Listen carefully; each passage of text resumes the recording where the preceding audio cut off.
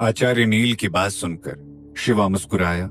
फिर उसने बाकी सभी योद्धाओं की तरफ देखकर शांति से कहा, यहां मौजूद सभी लोगों को चिंता करने की जरूरत नहीं है। जिसने भी हमारी मदद की है उन सभी को इन चीजों में हिस्सा जरूर मिलेगा। आचार्य नल और नील सभी को जादुई हथियार देंगे। गैंडा स्वामी और भैरवी दोनों मिलकर जादुई दवाइयों को बांटने का काम करेंगे। इसके अलावा अगर किसी को भी कोई शिकायत हो तो सीधा मेरे पास आ सकता है। भारतीय योद्धाओं ने सुना तो सभी काफी खुश नजर आने लगे। लेकिन तभी अचानक से गैंडा स्वामी के ठीक बगल में खड़े लड़के ने अपना हाथ उठाया। वो कोई और नहीं, रुद्र था। उसे देखकर शिवा ने धीमी आवाज में पूछा, क्या हुआ रुद्र, क्या तुम कुछ पूछना चाहते हो? जब रुद्र ने सुना तो अपना सर झुकाकर कहा, वो क्या है ना देवी नागों के राजा शिवा, असल में कल हम सभी लोग युद्ध के वक्त गैंडा भाई का ध्यान रख रहे थे और शहर की भी रखवाली कर रहे थे। इस वजह से हम लोग आपके साथ जंग में शामिल नहीं हुए, तो क्या फिर भी हमें इनाम मिलेगा? ये सुनकर शिवा ने मुस्कुराते हुए कहा, हाँ बेशक, मेरी तरफ मौजूद हर इंसान को इनाम मिलेगा और तुम लोगों ने गैंडा स्वामी का ध्यान रखा, इसलिए तुम सभी इनाम के हकदार हो। देखो, हम सभी भारत देश से आए योद्धा हैं। वहां पर हम सभी लोग अलग अलग आश्रमों का हिस्सा थे, लेकिन यहाँ पर आकर हम सभी एक पक्ष से लड़ने लगे। इसीलिए चाहे कोई जंग में हिस्सा ले या ना ले, यहाँ मौजूद सभी योद्धा मेरी जिम्मेदारी। तुम सभी को ताकतवर बनाना, आगे बढ़ने में मदद करना और जरूरत की हर चीज देना मेरा फर्ज है। तुम सभी लोगों ने मुझे अपना लीडर बनाया है, तो मैं लीडर का हर फर्ज निभाऊंगा। शिवा की बात सुनकर रुद्र और बाकी सभी बहुत ज्यादा खुश नजर आने लगे। असल में कई बार उन्हें लगता था कि शिवा इतना ताकतवर है कि उन्हें अपनी नजरों में कुछ नहीं समझेगा, पर शिवा ने कभी भी उनमें कोई भेदभाव नहीं किया और उसके साथ रहने पर उनके साथ कभी भी अन्याय नहीं हो सकता। शुरुआत में उनमें से ज्यादातर लोगों को लगता था कि शिवा की मदद करने पर भी उन्हें कुछ नहीं मिलेगा, पर वक्त के साथ वो समझ गए कि दिव्य नागों के राजा शिवा कैसे इंसान, वो जंग के बाद मिलने वाली सभी चीजों को बराबर बांटते हैं। इस बारे में सोचते हुए सभी ने शिवा के नाम की जय जयकार करना शुरू कर दिया। शिवा ने भी कुछ पल तक उन्हें अपनी खुशी जाहिर करने दी, फिर एक एक करके खुद से साधना और लड़ाई की तकनीकों को योद्धाओं में बांटने लगा। असल में शिवा ने बाकी सभी काम आचार्य नल और नील को करने के लिए दिए, लेकिन साधना और लड़ाई की तकनीकों को हर योद्धा में बांटने का काम खुद से करना शुरू किया, क्योंकि वो जानता था कि उसकी दूरदृष्टि की शक्ति की मदद से ये पता लगाना आसान था कि कौन से योद्धा के लिए कौन सी तकनीक बेहतर है। इसके अलावा योद्धा की शक्ति तभी सबसे ज्यादा बढ़ सकती है जब उसके शरीर के लिए बनी तकनीक का इस्तेमाल किया जाए। इसलिए उसने हर योद्धा की जांच करके उसके लिए जो तकनीक बेहतर थी वही उसे दी। दरअसल योद्धाओं की संख्या इतनी ज्यादा थी कि शिवा अगले लगभग 10 दिनों तक यही काम करता रहा। वो 10 दिनों तक बिल्कुल भी नहीं सोया, केवल एक दवाई खाकर अपना काम करता रहा। 11वें दिन पर आखिरकार सारा काम खत्म हुआ। ये देखकर आचार्य नल ने कहा, दिव्य नागों के राजा शिवा, आखिरकार सारा काम खत्म हो गया। वैसे बड़ी मालकिन ने बहुत बार आपके बारे में हमसे पूछा था और कहा था कि जैसे ही आपका काम खत्म हो वैसे ही आप उनसे मिलने आए। जब शिवा ने सुना तो थोड़ा भ्रमित नजर आने लगा। फिर बाद में उसे एहसास हुआ कि आचार्य नल बड़ी मालकिन उसकी मां अहिल्या वेदमती को कह रहे हैं। इस बात का एहसास होते ही उसने शांति से कहा, ठीक है, मैं नहाकर उनसे मिलने जाता हूँ। आप दोनों यहाँ मौजूद सभी पांडुलिपियों और पत्थरों को सुरक्षित जगह पर रख दीजिए और ध्यान रखिएगा कि हर योद्धा ढंग से साधना कर पाए। इतना कहने के बाद शिवा सीधा नहाने के लिए चला गया। नहाने के बाद जब वो अपने बाल बनाने लगा तो उसके दिमाग में अनंत ऊर्जा भूमि का ख्याल आया। उस दुनिया के द्वार को शिवा ने आकार में इतना छोटा कर दिया था, इसीलिए वो अब उस दुनिया को अपने साथ कहीं पर भी ले जा सकता था और कभी भी उस दुनिया के अंदर जा सकता था। जिसका मतलब ये था कि शिवा उस दुनिया को अपनी जरूरत का सारा सामान रखने के लिए भी इस्तेमाल में ला सकता था। इस बारे में सोचते सोचते शिवा तैयार होकर अपनी मां से मिलने के लिए उनकी पुरानी हवेली की तरफ चला गया। पिछली बार जब वो उनसे मिलने के लिए हवेली पर गया था तो उसके दिल में गुस्सा था, लेकिन इस बार वो काफी खुश था। खैर, हवेली पर पहुंचने के बाद शिवा ने पाया कि वहां पर पहले वाले नौकर ही मौजूद हैं। उनमें से ज्यादातर नौकरों ने अहिल्या के साथ अच्छा व्यवहार किया था, इसीलिए अहिल्या ने उनकी जान नहीं ली और वो नौकर भी इस वजह से अहिल्या के एहसानमंद हो गए थे। वहीं अहिल्या मनसा और अशोक सुंदरी के साथ दरवाजे पर मौजूद थी। जब अहिल्या ने शिवा को देखा तो खुश लगते हुए कहा, बेटा तुम आ गए। ये सुनकर शिवा ने अपना सर हिलाया, फिर अशोक सुंदरी और मनसा की तरफ देखा।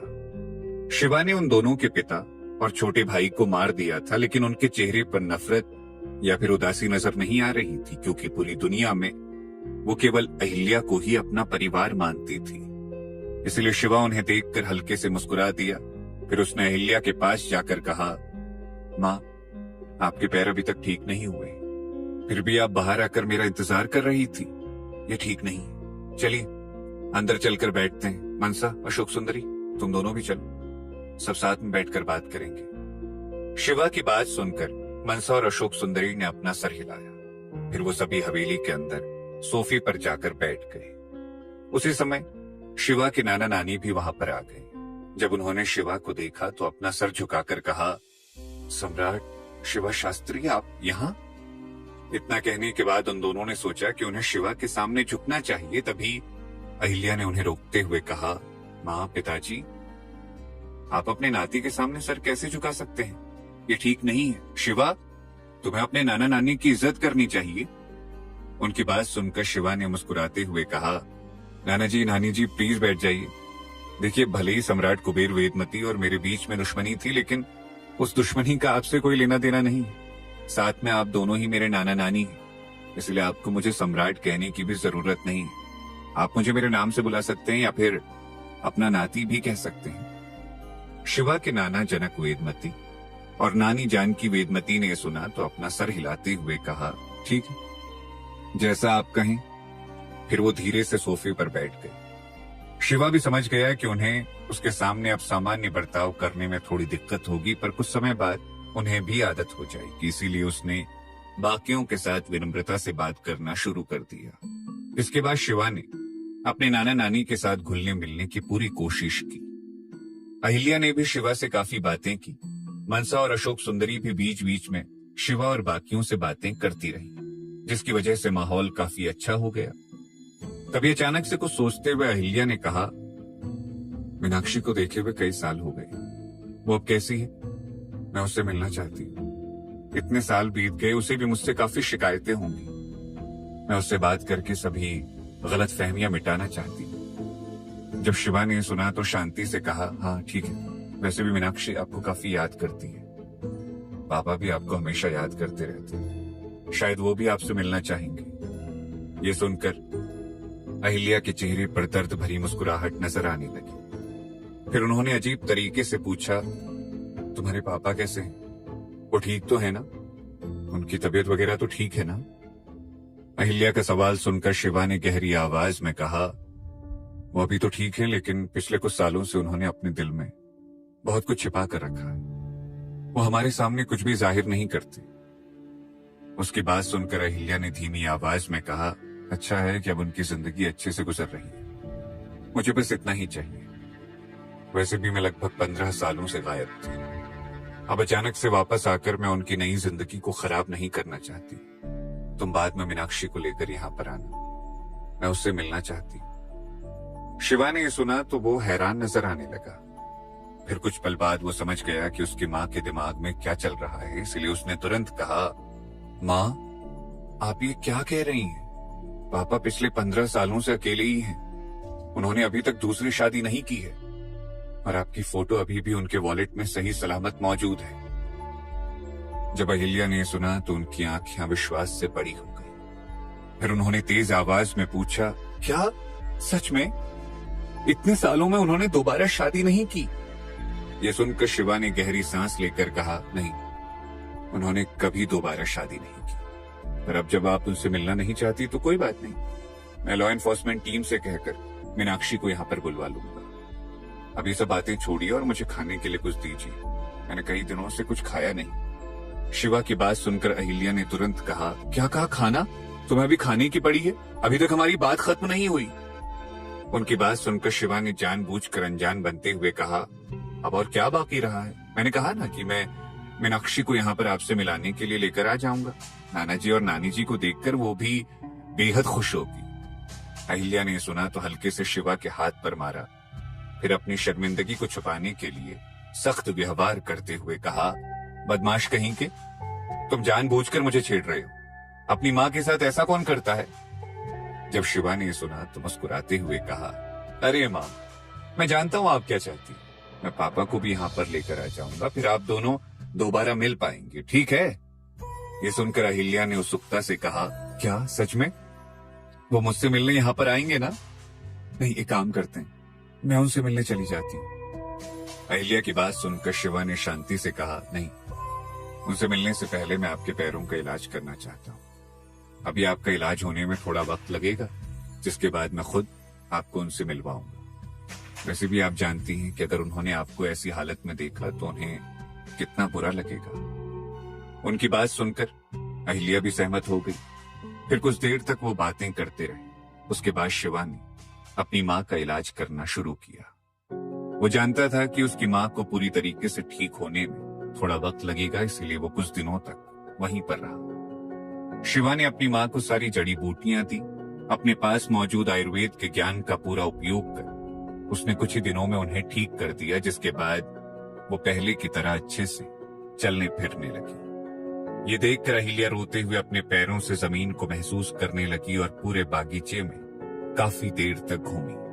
आखिरकार उनका सपना पूरा हो गया था। उन्होंने 15 सालों से यही सपना देखा था कि वो अपने बेटे से मिल पाएं और अपने पैरों पर चल पाएं।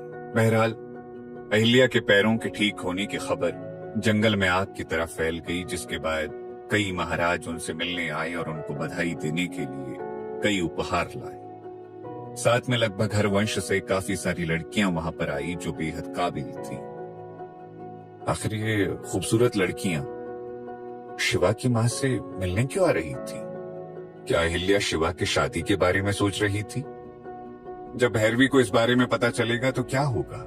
जानने के लिए सुनिए हिस रीबर्थ ऑफ अ डिस्ट्रॉयर का अगला एपिसोड सिर्फ पॉकेट एफएम ऐप पर।